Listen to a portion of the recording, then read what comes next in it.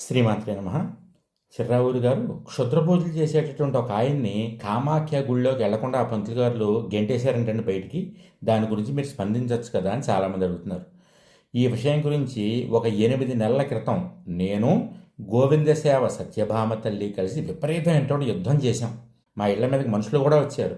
అయినప్పటికీ మేము భయపడకుండా నేను సత్యభామ కలిసి ఆ దుర్మార్గుడైనటువంటి ఆ క్షుద్ర పూజలు చేసేటటువంటి ఆ గురువుకి వ్యతిరేకంగా విపరీతమైనటువంటి యుద్ధం చేశాం, వీడియోలు పెట్టాం, బెదిరింపులు వచ్చాయి, అన్ని రకాలు జరిగాయి. మేము వెనకడికి వేయలే. కాకపోతే ఏమైందయ్య అంటే పెద్ద పెద్ద ఛానల్స్, మన తెలుగులో యూట్యూబ్ ఛానల్స్ కొన్ని ఉన్నాయి, అవి డబ్బులు తీసుకుని పెయిడ్ ఇంటర్వ్యూలు వేస్తాయి. అలాంటి ఛానల్స్ వాళ్ళ యొక్క వీడియోలతోటి వాళ్ళ షార్ట్లతోటి మావి వెనక్కి వెళ్ళిపోయి వీడియోలు ఆల్గారిథంలో వాళ్ళవి ట్రెండింగ్లోకి వచ్చేసాయి.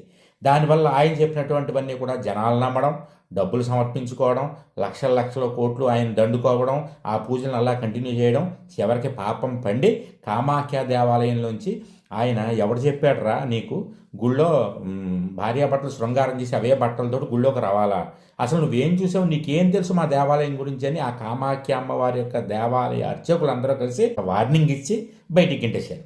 చూడండి, పాపం పండుతుంది, మనం వెయిట్ చేయాలంతే.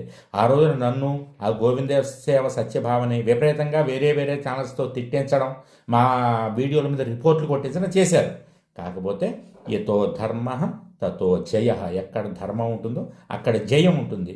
కాబట్టి పాపం ఎప్పటికైనా పండాల్సిందే. జయం. చేసేమో పచ్చి బూతులు తిట్టించుకునే పనులు. నేను మందు తాగుతా, పబ్బుకెళ్తా, మాంసం తింటా, క్షుద్ర పూజలు చేస్తా అంటాడు ఆయన. ఆవిడేమో అందితే జుట్టు, అందకపోతే కాళ్ళు, మమ్మల్ని ఎవరో ఒకళ్ళు కాపాడాలి, బ్రాహ్మణ సంఘాల వాళ్ళు వెనకేసుకురావాలి, లేకపోతే చావేశారన్యం చచ్చిపోతామంటారు.